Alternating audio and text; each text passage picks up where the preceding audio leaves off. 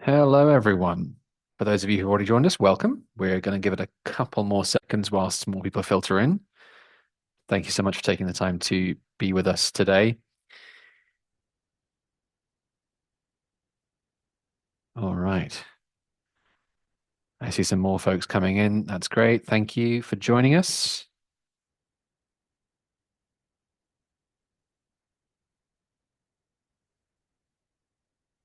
Wonderful stuff.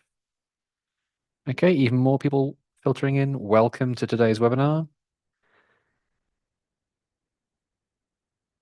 Great to have you here with us. I'm just going to give it until 1 or 2 minutes past, and then we can get started with today's session.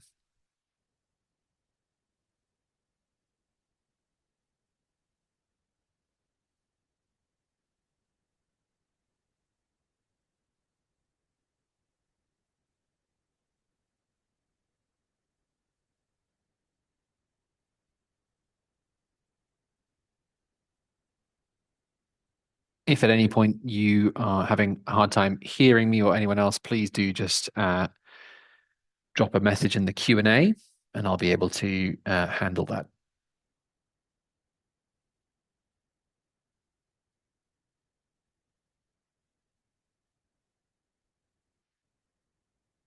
Okay, right, everyone. So I think we'll probably get underway now. So welcome, everyone. To those of you who are joining us today, thank you for taking the time. We are talking about maximizing ROI on R&D lab equipment in today's session.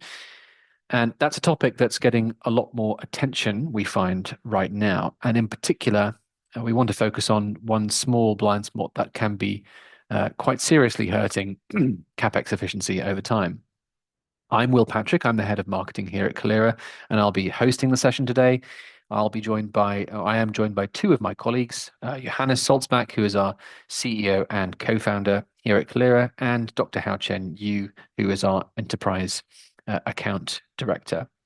Uh, Both of them spend a lot of time talking to lab ops and R&D leaders about how they manage their equipment footprint across different sites and are always focused on how we can make better investment decisions for our R&D equipment. So here's a quick look at the agenda for today. We'll start with the scale of the problem and look at utilization, which is a very big part of ROI, to ask how bad is it really currently in R&D. Then we'll define what ROI even means, which I think is a very important thing for us to look at because it's not as simple as it might be in other industries. From there, we'll walk through the three core requirements for improving ROI on this equipment, and then we'll show you where you can intervene across the equipment lifecycle from planning and procurement through to end of life. And we'll bring this all to life with a case study towards the end, looking closely at the data and the interventions and the financial impact for one example company. And finally, we'll also share some real data from Calira customers to show what's achievable in the real world. We'll leave time for Q&A at the end. You'll probably notice at the bottom of your screen, there should be a Q&A button. Please feel free to ask your questions in that throughout, and then we'll be able to handle them at the end in the final sort of slides. And so with that, I will now hand over to Johannes to get things started. Thanks. Thanks very much, Will, and welcome everyone. As Will mentioned, I'm Johannes, CEO and co-founder of Calira, and I want to start this with a simple picture that captures really the core problem. Now, this chart comes from McKinsey on pharma operations, and it shows that on average, R&D equipment only achieves around 35% utilization. And after speaking or having spoken and having worked with thousands of labs, my experience is that this is much lower than it should be and much lower than it could be. Now, if you think about the cost of a typical R&D instrument fleet, let's say HPLCs, incubators, microscopes, high-end imaging systems, that's an enormous amount of capital tied up in assets that are not always being really or doing useful work for much of the time. In other industries, utilization levels like this would trigger really uncomfortable questions from the CFO. But in R&D, this level of underuse is often seen as normal, sometimes inevitable, and sometimes it's not really on the radar. And the point of today's session is not do we sweat these assets harder, but about how we improve both. Firstly, on the financial side, that we're making sure that we get better value from the capital and operating expenses we commit to in terms of equipment. And secondly, on the scientific side, making sure that the equipment we've already bought is actually enabling more experiments, more cycles of learning, and ultimately more shots on goal in the pipeline. But again, if that headline number is 35%, then there's clearly room to improve on both fronts. Now, layer on top of that what's happening in the wider industry. If you look at the headlines on this slide, you see a pattern. Major pharma companies and biotech announcing large layoffs, cost-cutting programs, and a strong emphasis on improving capital efficiency. And lab ops teams sit right at the intersection of those pressures. So if you're basically as a lab ops manager, you're expected to keep everything running smoothly so research can continue without disruption. And at the same time, you're being asked to lower CapEx and OpEx, so capital expenses, but also operating expenses, or at least make a much stronger case for any new investment. And you're expected to do this with imperfect or incomplete data. That means patchy inventories, unclear usage patterns, or siloed systems that don't talk to each other. Now, the question really becomes, how do you balance availability, reliability, and also cost discipline? If you overinvest, you end up with fleets underused, of underused instruments. If you underinvest or don't share equipment well, you create bottlenecks and slow down programs. And today we'll show you a lot of this, what it comes down to, and the blind spot really around how people use equipment day to day and how that behavior links back to CapEx decisions. So before we dive any deeper, I'd like you to reflect on one question. How confident are you that you're getting maximum value from your R&D equipment? Not just it's all in use or nothing is obviously sitting idle, but do you really know which equipment is oversubscribed and slowing people down? And do you know which assets are quietly underused and could potentially be consolidated or even sold? And if someone asked you tomorrow to justify your entire fleet, could you prove its worth with data, or would you be relying on your gut feeling, anecdotes, or stakeholder opinions? So please just answer the question on the screen and keep your answer in mind as we go through the rest of the session. Now, I would like to hand over to Hao Chen, who will take over from now on. Great. Thanks, Johannes. All right, so let's talk about ROI, return on investment. This is a very useful concept, but in R&D, it is also quite a cruel tool, a bit tricky tool, because in biopharma R&D, we are producing therapies and diagnostics. So in many cases, there are years, sometimes a decade or more between experiments around a piece of equipment and any revenue that can be traced back to their work. So by the time a product reaches the market, the instrument you use in early discovery may have already been sold, replaced, or fully depreciated. So when we're talking about ROI in lab equipment world, we're really talking about a rather practical definition. So on the value side, it is really about on the net value side, we're really asking to what extent is the equipment being used in a way that is meaningful. That is, excuse me, sorry. On the net value side, we're really asking to what extent is this equipment being used in a way we're contributing to R&D product. For single proxy to that is utilization, how often it's actually being utilized. On the cost side, we're really looking at a total cost of ownership, not just the purchase price, but also that includes energy, maintenance, service, contract, calibration, repair, and consumables over the equipment lifetime. So what makes this a little bit challenging is that these two sides are intertwined. If you cut maintenance too aggressively, you might reduce costs in the short term, but increase downtime and shorten the life of the asset. And on the other hand, if you buy too many units, just in case, you drive up total cost of ownership without necessarily improving scientific output.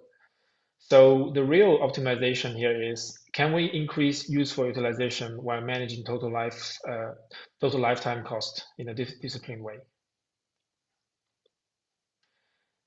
Now, the good news is that you can actually influence that ROI across the entire equipment lifecycle.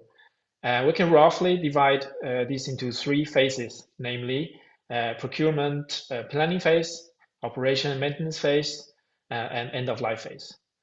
So when we look at the planning and procurement phase, from the operation point of view, it is about, do you have the reliable data on current capacity and usage?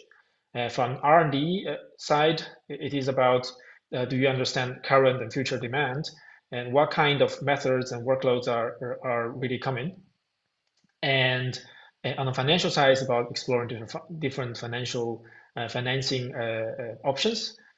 Do we really need to buy something outright, or can we lease? And when it comes to procurement, it's about having a structured process and having the right stakeholder involved.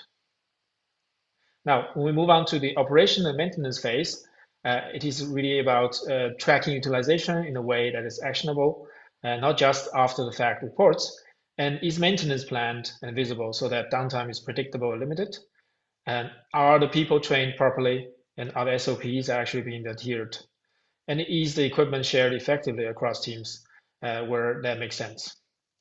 And finally, at the end of the life of the equipment, do you have a clear path to refresh the cycle and redeploy those equipment? So having a clear plan for all these stages will help you to optimize the ROI. Of course, in contrary, the efficiency can also be negatively impacted at any point of this journey. In the planning and procurement phase, if your inventory is incomplete and usage data is patchy, it is very easy to over or underestimate what you really need. You might buy extra equipment because you think there's a bottleneck, when in reality it's a scheduling or visibility issue. Or if your financing option is rather limited, or procurement is brought in too late, you might miss opportunity to structure deals more efficiently. Now, in the operational phase, if utilization isn't tracked or actively improved, you can end up with very expensive assets sitting idle, as Johannes just referred before, while certain teams still feel the resource constraints. Maintenance may be reactive rather than proactive and planned, and training SOPs can lag rather behind reality. Also, I would like to also emphasize on the R&D side, there is a rather prominent phenomenon in the industry called the tribalism.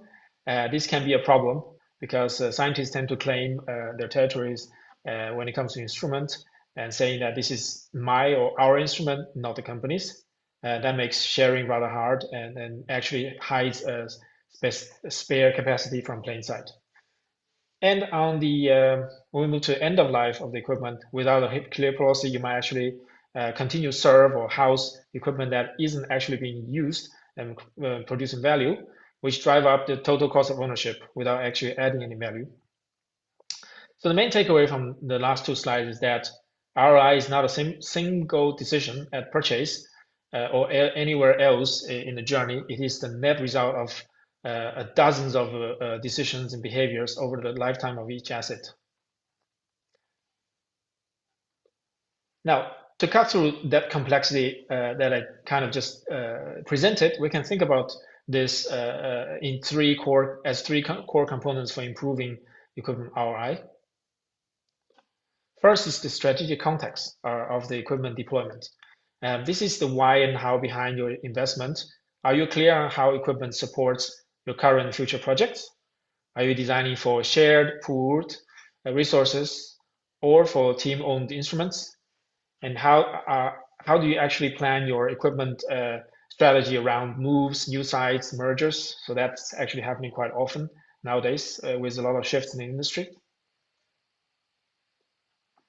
Now, second requirement is really around equipment conditions. This is what probably many of you are already managing every day. So the question here is, what do we have, where it is, what is equipment age, service history, and remaining lifetime? How do we maintain and calibrate them properly so that it stays fit and compliant for longer? Now, the third requirement is the piece that actually usually is missing in companies is the behavioral data. That is the third part. How do people actually interact with this equipment that is in place? Who uses them, when, for how long, and with which booking and access patterns? Where do conflicts, no-shows, cancellations, and informal ownership, as I mentioned before, show up? So when we look at actually across the industry, most organizations have some handle on the first two requirements. The third is where mostly the blind spot actually show up. However, without the third layer, you are often relying on kind of anecdotes and opinions when making CapEx decisions. With it, you can actually test assumptions and have real evidence for where to invest, where to consolidate, and where to change behavior. Now, I will actually extend this a little bit deeper and make it a little bit more on the sort of actionable part. So we can turn this sort of requirements into three practical angles for intervention across the lifecycle of equipment. The first angle is really the strategic angle or strategic intervention, and that goes across all three sort of stages. So at procurement planning stage, it is about lease versus buy analysis or deciding where to create pool resources rather than team-owned instruments. During operation phase, it is about rigorous tracking total cost of ownership, TCO, and performance KPIs, not just how often a unit is used, but how it supports your pipeline growth or goals. At the end of the phase, lifetime phase, it is decision about refreshing cycles and redeployment. Can this unit do more elsewhere before we actually retire it? The second angle is the physical intervention angle. Here we focus on equipment itself. So it's about having accurate inventory usage forecast, maintenance uptime tracking, sometimes process automation or relocation. And at the end of the cycle, it becomes structured decombination as well. And then there's the behavior angle. And this is where we look at the usage behavior, clear ownership, accountabilities, and how access is managed. Are booking conflicts being reduced? Is there transparency about which assets are available? Are the training SOPs integrated into the way actually people book and interact with the instruments? And culturally, are we actually nudging people towards shared resources rather than actually keeping the tribal ownership of the equipment alive? For example, if you want to redeploy an underused equipment, it's not enough to simply know that a unit exists. You actually need to know how it's actually used and whether the team agrees that it's underused. So a good scheduling system doesn't just increase visibility, it also generates the behavioral data you require for stronger CapEx decisions later on. Okay, this is all kind of a theoretical framework. So how do we put this theoretical framework into practice? Now, let's make this rather concrete with still fictional, but a realistic example with Deep Blue Biopharma. This is a big, global pharma company. Let's imagine that you are the new head of operation at a struggling site in Massachusetts, US. Your leadership has asked you to lower both CapEx and OpEx without actually damaging research output. One area you decided to look at is a relatively recent investment in HPLCs, which are expensive equipment. You know that the site has purchased 10 HPLCs last year. Each unit costs $150,000 with an expected lifetime of 5 years. Annual service and maintenance contract is up to $15,000 a year. So across the fleet, the total cost of ownership over 5 years is $2.25 million, which is a big number. And on top of that, there is a lab space being occupied by these units, around 150 square feet of lab space. Now you have the objective to find around 400K of saving, lifetime cost saving on this investment without compromising the research output. Now that's not a trivial task at all, because you are new to the site and you don't really know the in and out of the people and the politics of the site, and you don't have a full story of why those units were purchased last year. You also don't know yet how even they are used, or where there is spare capacity. But you do have a gut feeling that there is some redundancy here. But then you don't have the data yet. So before you start proposing changes that might actually affect a lot of people and upset maybe certain groups of scientists, you got to have the data to support any action.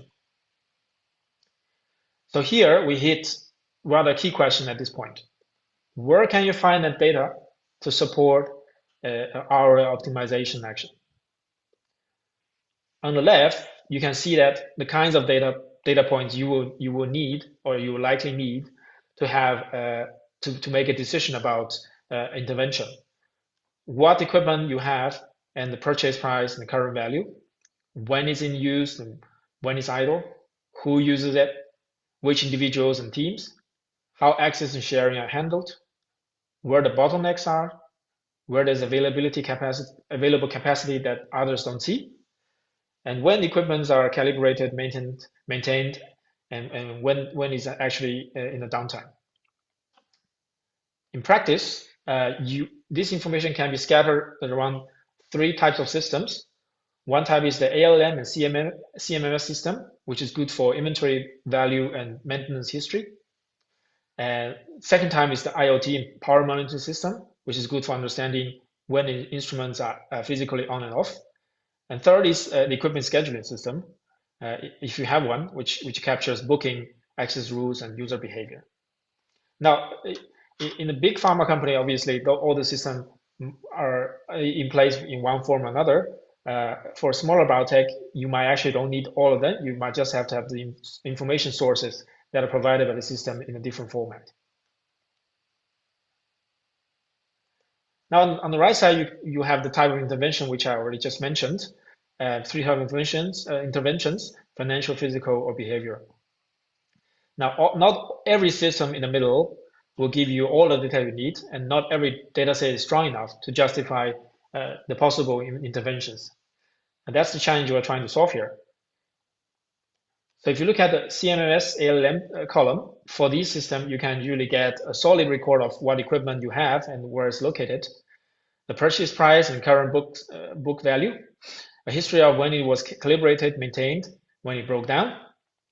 These are valuable information. It supports certain financial decisions, like when to retire or replace assets.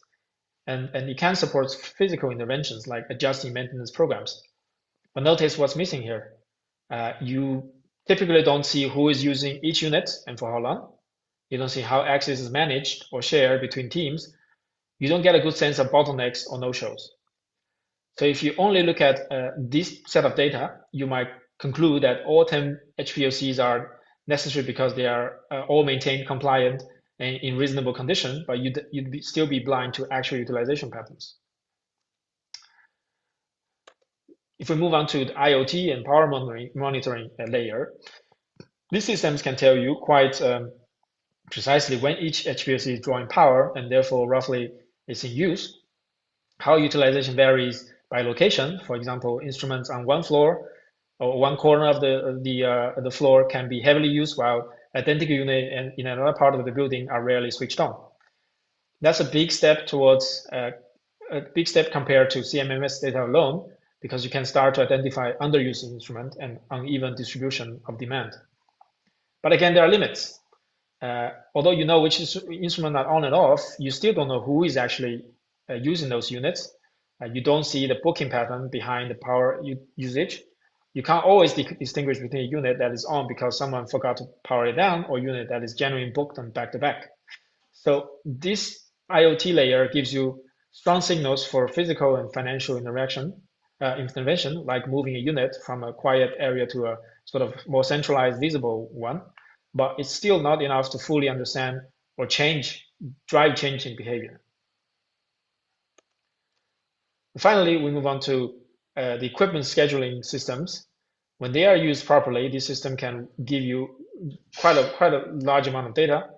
For example, clear data on who is using each instrument and when, how access and sharing are handled, which groups book which assets, and under what rules.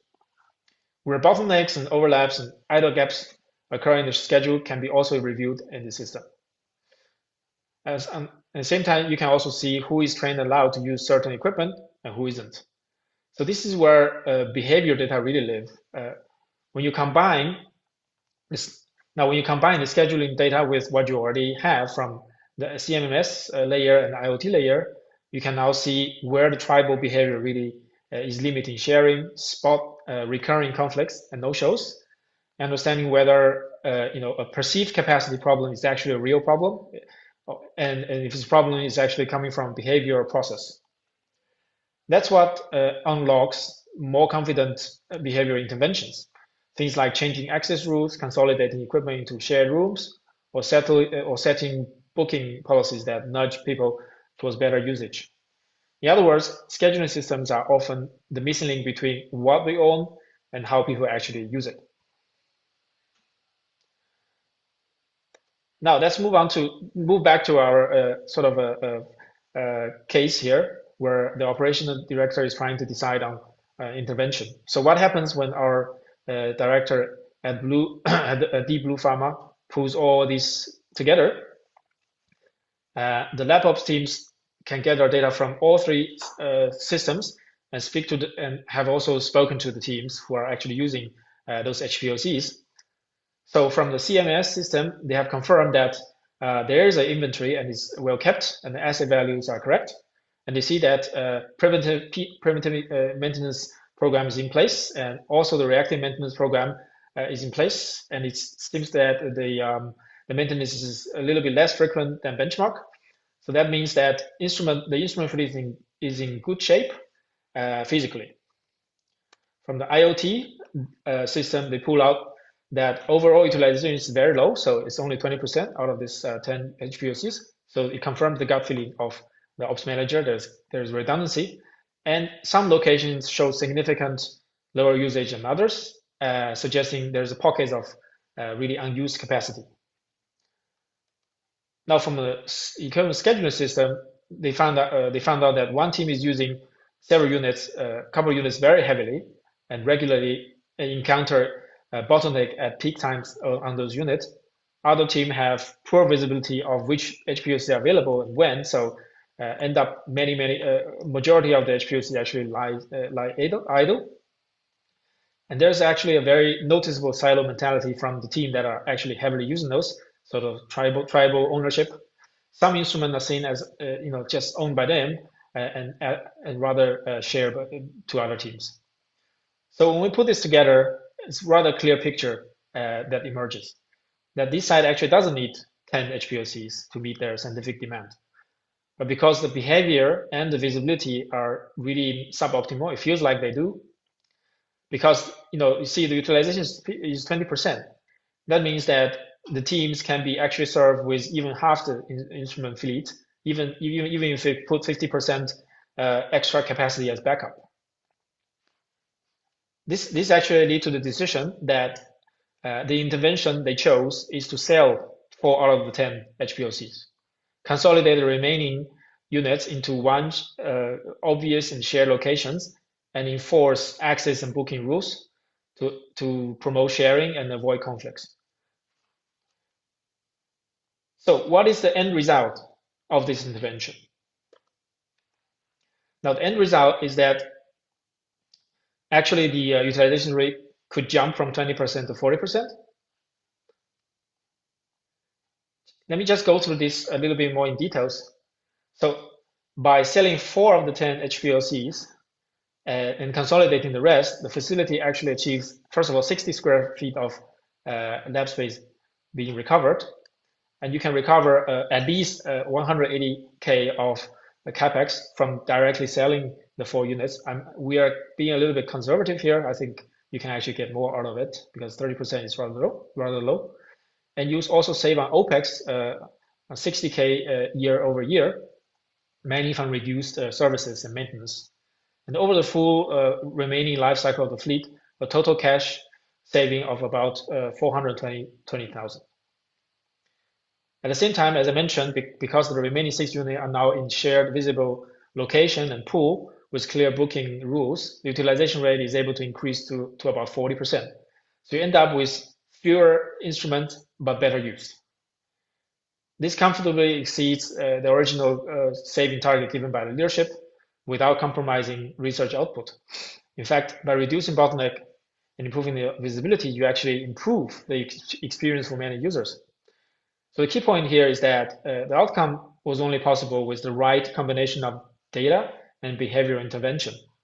If you only had the CMMS data or LM data, you might never have touched this fleet at all because you don't see the capacity. If you only had IoT data, you will know the utilization is low, but you don't have the tool to actually execute change. It is really the behavioral data and the scheduling system that makes the solution clear and actually executable with a system to drive change and democratize the process. All right, now you might say, Hao Chen, this is a very nice story and very nice numbers. Does it really happen in real time, in real life? The short answer is yes, it does. So this is actually some pattern that we see in our customers. So here you can see 3 real world examples from Calira customers. One is a share lab, the other one is a small biotech, and a large enterprise pharma site. In each case, the main change was not buying equipment, it was implementing a smart equipment scheduling system with better visibility and better rules and data on how people actually interact with and use the assets. So over the course of the year, those organizations saw a significant improvement in utilization, just like in our fictional case, in some cases by 15% or more. So that additional utilization translates directly into more experiments run on the same asset base, stronger evidence for where you do or do not need new investments. And so the ops manager becomes quite confident in CapEx planning sessions because they have the data to back it up. And then because of that, you can have more meaningful and credible conversation with finance about the value of your existing fleet. So if you're interested in more detail about the data I presented here, there's a QR code on the right side of the screen. If you scan that, you'll be linked to the white paper where we go through the methodology and the data in more depth. And with that, I will hand the mic back to Johannes and he will look at how different systems contribute to behavior changes. Thanks very much, Hao Chen. I think that was excellent and really useful. So let's just compare the systems that Hao Chen has been just talking about that we use to manage equipment. And as you've seen them now, the pattern should look familiar. So we have asset lifecycle management systems and maintenance platforms that are very good at the physical side of asset management. That means condition, location, service history. They also support some strategic decisions, about refresh and replacements, but they generally don't impact the behavioral decisions and the behavior directly. The second pillar, power and IoT monitoring, that gives you an excellent visibility into usage patterns at the hardware level when something is on or off. Again, super helpful for physical and some financial interventions, but limited on the behavior. And what we see is that many labs still rely on spreadsheets or shared calendars to manage bookings. These will work up to a point, but they don't scale well. They're hard to govern, and they rarely produce reliable data that you can use for the decision making we've just spoken about. I think the category here that really supports behavioral interventions in a systematic way is smart lab scheduling systems. As Hao Chen mentioned, they give you control over who can book what, under which rules and when, and they generate really clean data on usage, conflicts, and access. And as a result, they can influence all 3 dimensions, strategic, physical, and behavioral. So before we move on, I'm asking Will to pull up the results from the poll, and let's see what you guys voted on. Absolutely. I have the results right here. They should be on the screen right now. Perfect. So yeah, a little bit less of people that are on the call here voted, so we should have kept it online or up a bit longer.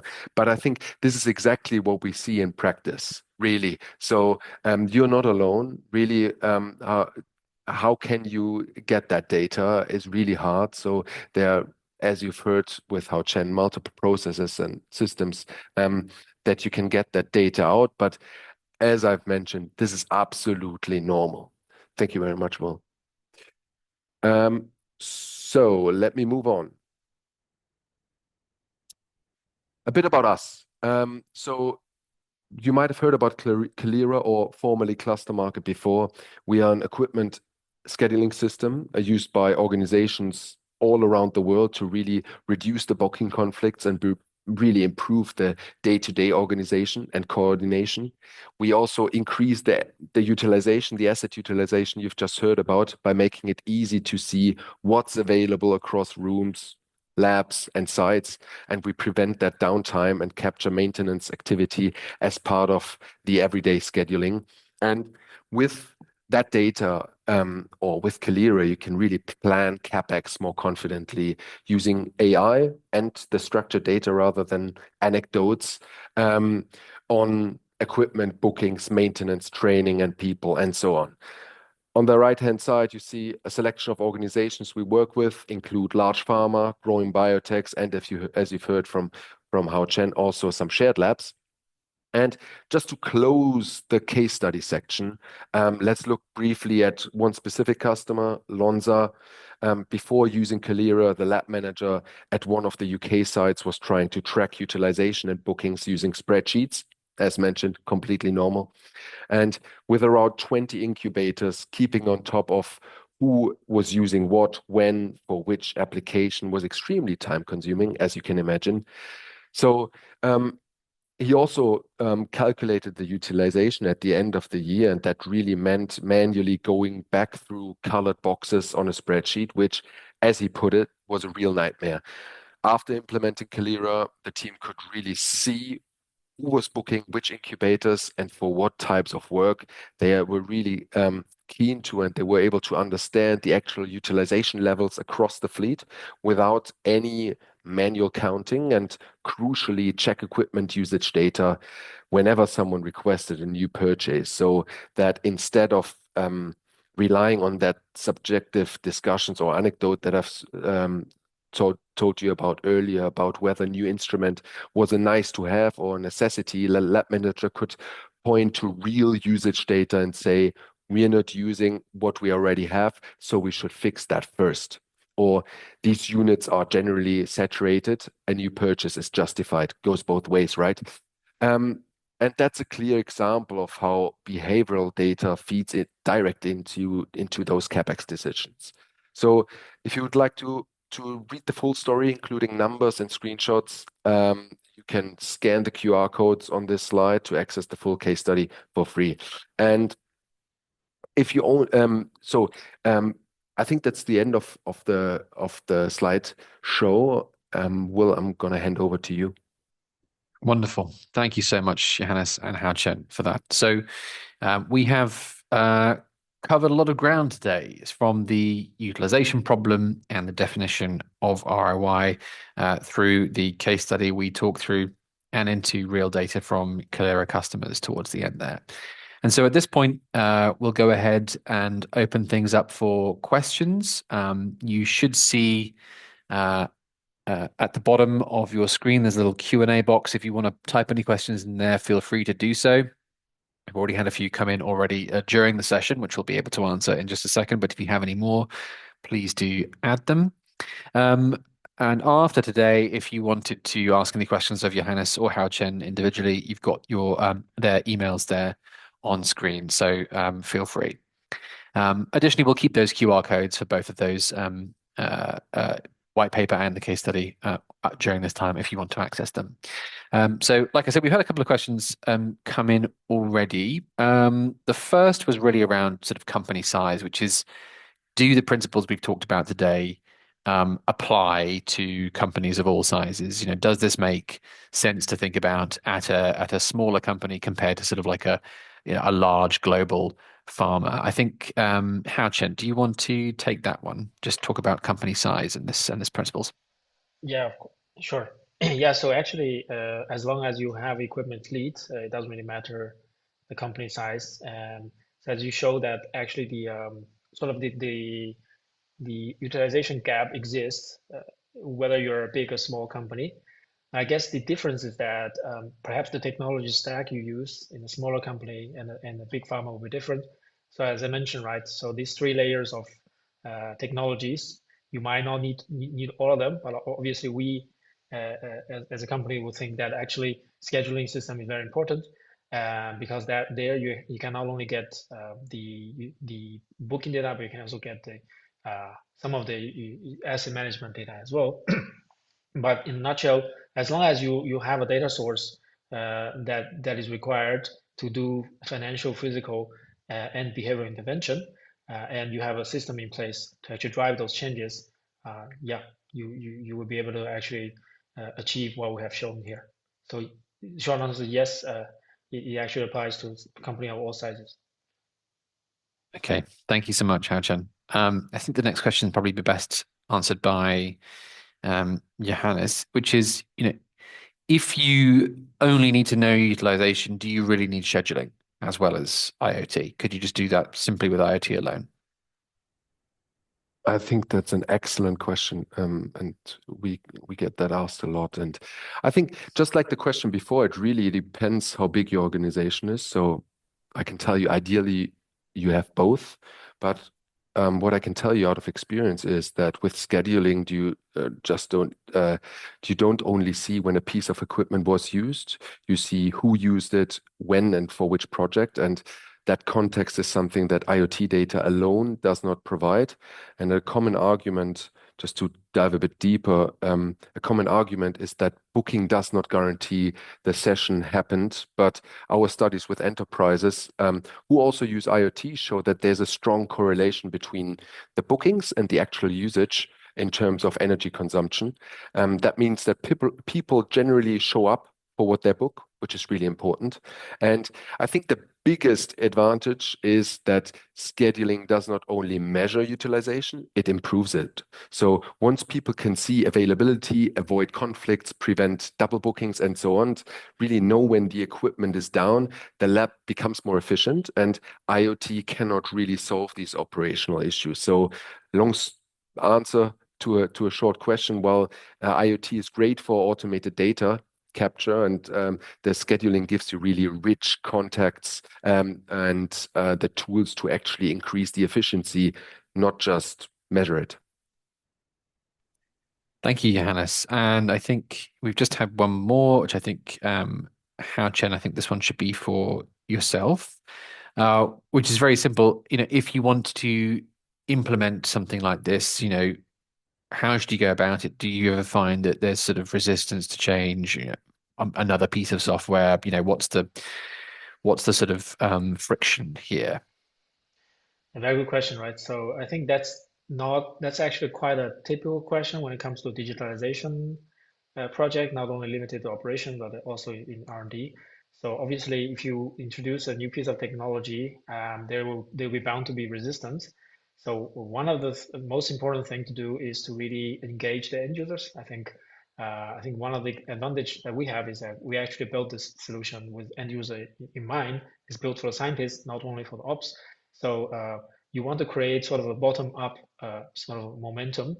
You have to first find sort of the change makers within the end user groups and convince them and get them onboarded to use this solution.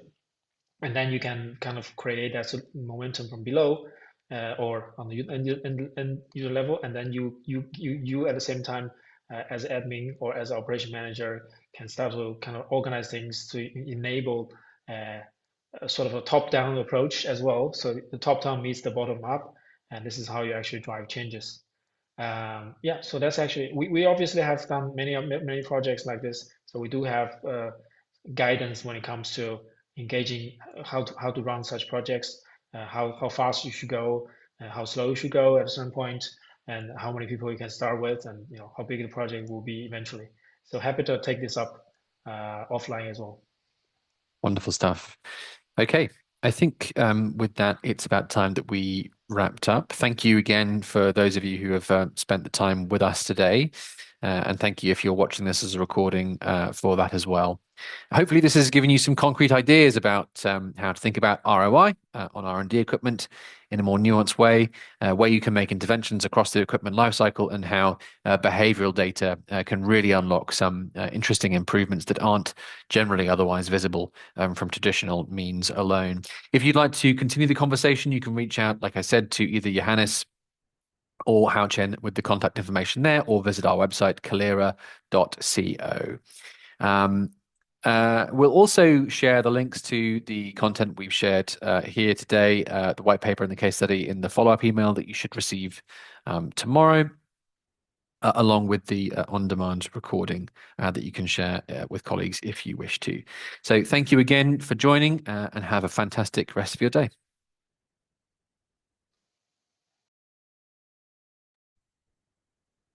Thank you, everyone. Bye bye.